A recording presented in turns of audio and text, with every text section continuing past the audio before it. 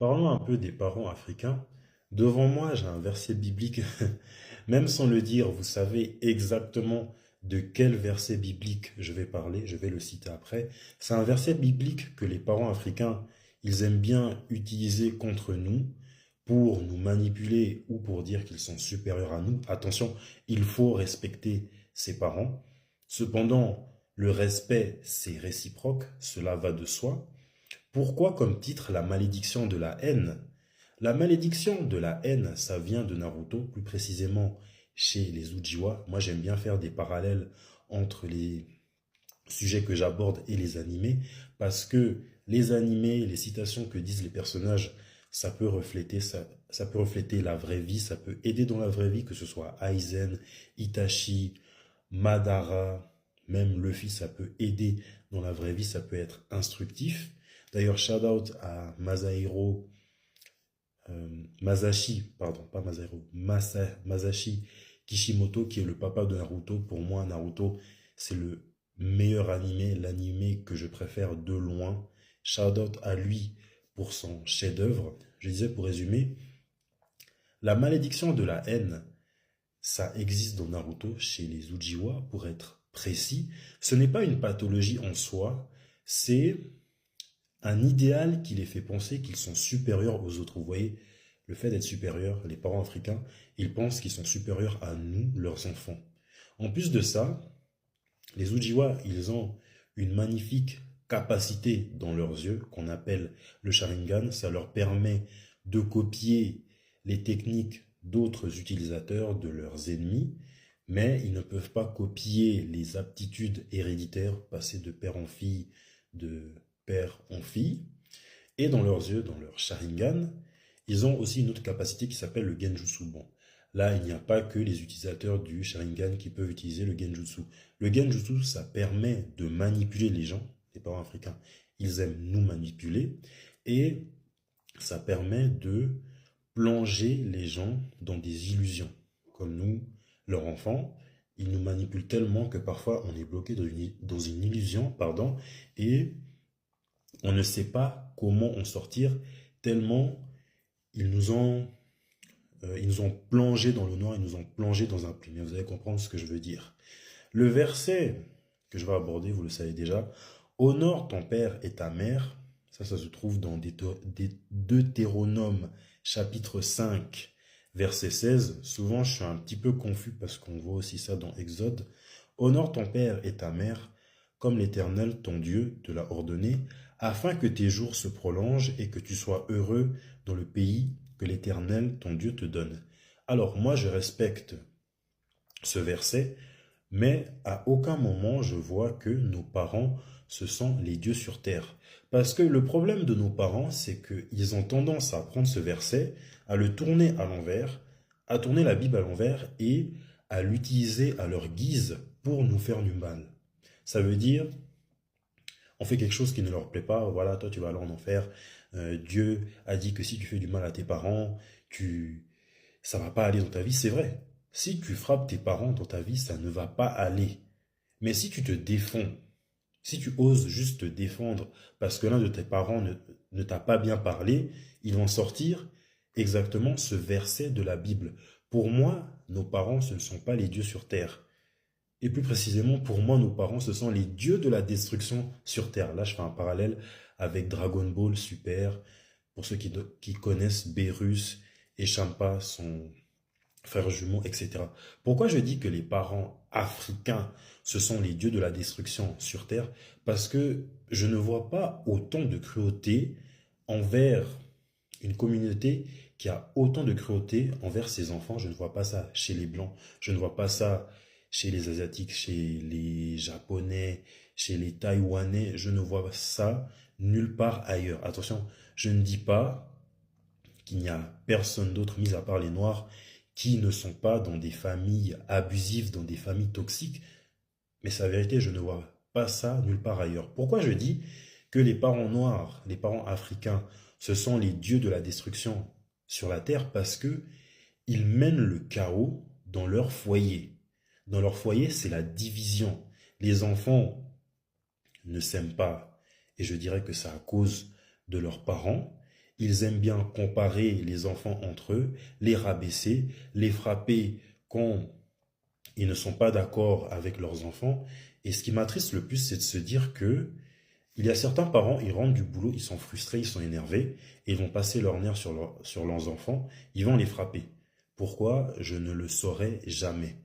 Moi, je peux l'attester, et je suis sûr que si dans certaines fraternités, les frères et sœurs ne s'entendent pas, ça doit être à cause des parents. Je suis sûr que c'est à cause des parents, parce que certainement, ils comparaient leurs enfants entre eux. Ce n'est pas en se levant demain, bon là je donne un exemple, ce n'est pas en se levant demain que Noémie et Dorcas, deux sœurs qui depuis leur enfance, elles s'entendent bien, elles commencent à se détester. C'est sûr que il y a l'un des deux parents qui disait ah Noémie omoni Dorcas alekio namayele. Ça reste dans le cœur. Et puis, sans le vouloir, tu vas commencer à détester ton frère ou ta sœur. En parlant de foyer, si ce genre de comportement, les parents abusifs et toxiques africains, ça arrive en Afrique, tu n'auras nulle part où aller.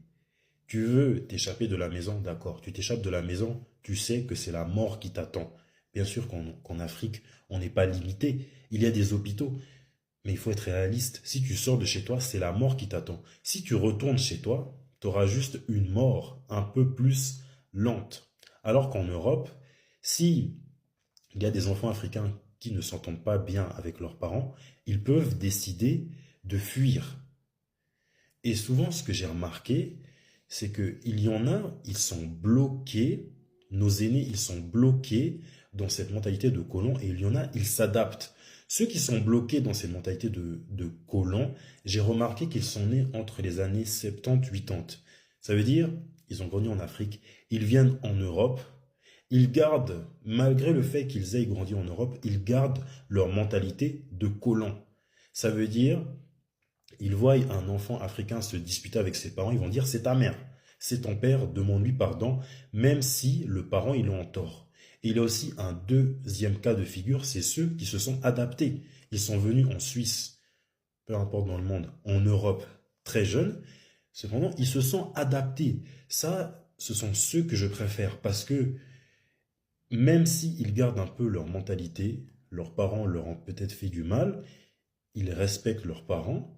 Cependant, ils savent se remettre en question, ils savent s'excuser quand il le faut. S'ils accusent à tort leurs enfants, ils sauront s'excuser, comparé à ceux qui n'ont jamais voulu évoluer et ne vont jamais s'excuser. C'est ce qui est dommage. Et en parlant encore de religion, c'est triste de constater que ils vont plus croire leur pasteur charlatan que leurs propres enfants. Si l'une de leurs filles leur dit que le pasteur leur a fait des attouchements, qu'un tonton leur a fait des attouchements, ils ne vont pas les croire. Juste une gifle pour qu'elle ferme sa bouche. On dirait que la violence, c'est toujours la solution. Et c'est malheureux parce que durant l'esclavage, on a été battu, on a été humilié, on a été frappé par des chaînes qui transperçaient la peau. J'en ai vu des reportages. Ça fait tellement mal au cœur. Et nos parents, ils reproduisent le même schéma avec nous. Ça, on appelle comment on dit déjà? Voilà, j'ai juste dû aller faire la recherche. Ça s'appelle des traumas générationnels. Donc, nos parents se sont fait maltraiter par leurs parents se sont fait maltraiter par leurs parents, et ainsi de suite, et ainsi de suite. C'est une roue infernale, et ils font la même chose avec nous. Le seul problème, comme j'ai dit, c'est que nous sommes des enfants africains qui avons grandi en Europe. Donc, ce n'est pas qu'on est fragile, on n'est pas résistant que si on avait en partie grandi en Afrique. Donc, si l'un de nos parents nous parle mal, on veut juste la paix, on veut partir. Et comme j'ai dit avant, si on grandit en Afrique et on est maltraité en Afrique, tu n'as pas d'autre choix que de rester. Ensuite, ils s'étonnent pourquoi leurs enfants deviennent des coquilles vides, leurs enfants n'ont même pas envie de parler avec eux, leurs enfants s'éloignent, n'ont pas envie d'être en contact de près ou de loin avec eux. Ils ne se demandent jamais pourquoi, ils se disent juste, mon enfant il est désobéissant, il est mal poli, alors il est parti. C'est comme les hommes qui disent du jour au lendemain, ma femme, elle est partie. On sait très bien que si une femme part, c'est que elle s'est fatiguée. Elle s'est fatiguée à plusieurs reprises à dire ce qui n'allait pas. Tu n'as pas voulu comprendre, elle est partie. C'est similaire avec les parents africains. Leurs enfants, depuis des années, essayent de leur faire comprendre ce qui ne va pas, essayent de communiquer. Eux, ils préfèrent faire le mur. Un mur reste un mur. Tu ne peux pas essayer de détruire un mur. Tu ne peux pas essayer de raisonner un mur. Donc, comme une femme qui a essayé de communiquer avec son homme, les enfants partent. Et malheureusement, les parents se rendent compte bien trop tard, oui, j'ai fait du mal à mon fils, j'ai fait du mal à ma fille. Ils se rendent bien compte trop tard. Les mots ont un plus grand impact dans le cœur que les coups. Ça, tout le monde le sait, les parents africains ne le savent pas. Ils ne contrôlent pas leurs mots, ils ne contrôlent pas leur colère. Ils vont juste dire Eza façon nangai, je suis comme ça. Naza boy, je suis ainsi. Ils ne veulent pas changer, ils veulent juste que leurs enfants changent. Mais comme ça ne va pas. Ça peut aussi engendrer des problèmes de confiance, des problèmes de communication, enfin des problèmes de confiance. Tu ne te trouves pas beau, tu te trouves toujours moche parce que tes parents t'ont tellement rabaissé, des problèmes de communication. Moi, perso, ça m'est déjà arrivé parce que la communication avec mes parents, ce n'était pas facile. Je ne pense pas que je suis le seul homme africain qui est victime de ça, qui a été victime de ça. Maintenant, je suis guéri. Guéri, Dieu merci. Tu te mets en couple avec une femme et les femmes, elles ont besoin de communication. Tu te mets en couple avec elles, tu n'arrives pas à communiquer. Tu fais que de te braquer. Tu fais que de te braquer parce que durant toute ta vie, en tant qu'homme noir, on t'a mis dans un moule, on t'a formé pour ne pas que tu dises quoi que ce soit, pour que tu sois dur. Moi, j'ai quelque chose à dire pour les hommes noirs. On n'est pas des robots.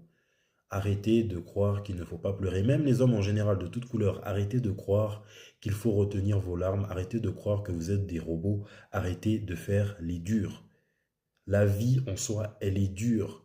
Il y a des moments difficiles qui arrivent à tout le monde. Donc, si vous devez verser des larmes, versez des larmes. Verser des larmes ne fait pas de vous des fillettes. Ce qui est grave, c'est que il y a aussi des mères qui se mettent en compétition avec leur propre fille. Ta fille, tes 9 mois que tu as donné naissance, au lieu d'être fier de se dire que ta fille, elle est bénite, ça se dit bénite, qu'elle est bénite, qu'elle a des traits physiques, tu préfères être jalouse de ta propre fille. Là, je m'adresse à ma génération, la génération Z, la génération des flemmards, soi-disant. Ça va des 1998 au 2010, si je ne dis pas d'erreur. Nous sommes la seule génération qui pourront changer les choses. Essayons de mettre fin à ces traumas générationnels. Ne répétons pas ce que nos parents, ils ont fait avec nous. Je ne dis pas que nos parents, ils ont fait un mauvais boulot. Cependant, ils nous ont donné tout ce qu'ils pouvaient. Ils sont arrivés ici jeunes. Ils ont tout fait pour que nous nous sentons bien. Mais au final, on se sent mal. On se sent mal parce que toute leur frustration, ils ont versé ça sur nous. Nous sommes les seuls qui pouvons arrêter ces traumas générationnels. Moi, je ne suis pas encore père, je n'ai pas d'enfant. Je ne peux pas dire à une personne comment elle doit élever ses enfants. Si je vois qu'une personne de mon âge ou plus âgée, elle est un peu dure avec ses enfants, je vais juste dire, avec pédagogie, il ne faut pas être comme ça avec ton enfant. Parce que plus tu traites mal une personne, plus la personne, elle va te détester, plus la personne, elle va te fuir. Et j'imagine bien, je le pense, que certaines personnes, elles vont partager la vidéo que je fais à leurs parents. Moi, je dois dire, les parents, ceux qui bossent siliki et talingaïté, honnêtement, moi, ça ne me fait rien. Parce que vous ne voulez pas écouter vos enfants, vous ne voulez pas raisonner, vous ne voulez pas communiquer avec eux. Alors pourquoi moi je perdrais mon temps à essayer de raisonner avec vous? Et même les personnes de mon âge. Là, j'avais donné un exemple il y en a, ils viennent en Suisse, en Suisse, en Europe, ils sont toujours coincés dans cette mentalité de colon.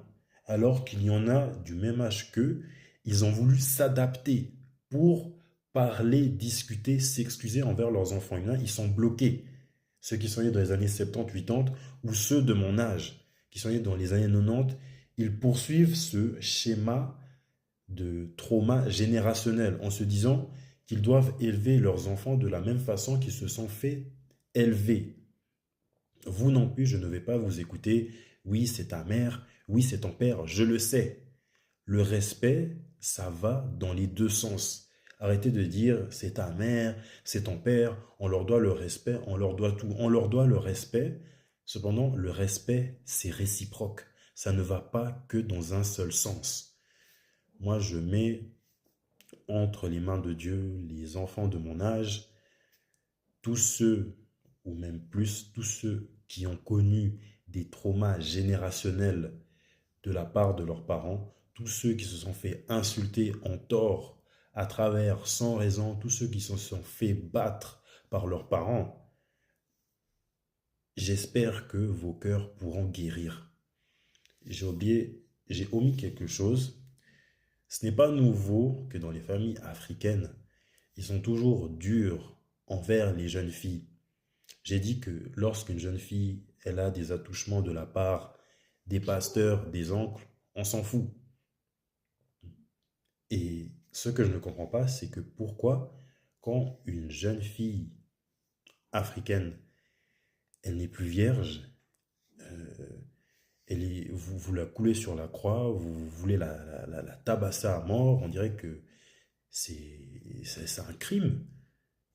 Vous voulez être grand-mère, vous voulez être grand-père, maintenant regardez ce que vous faites à vos propres filles. C'est juste abominable.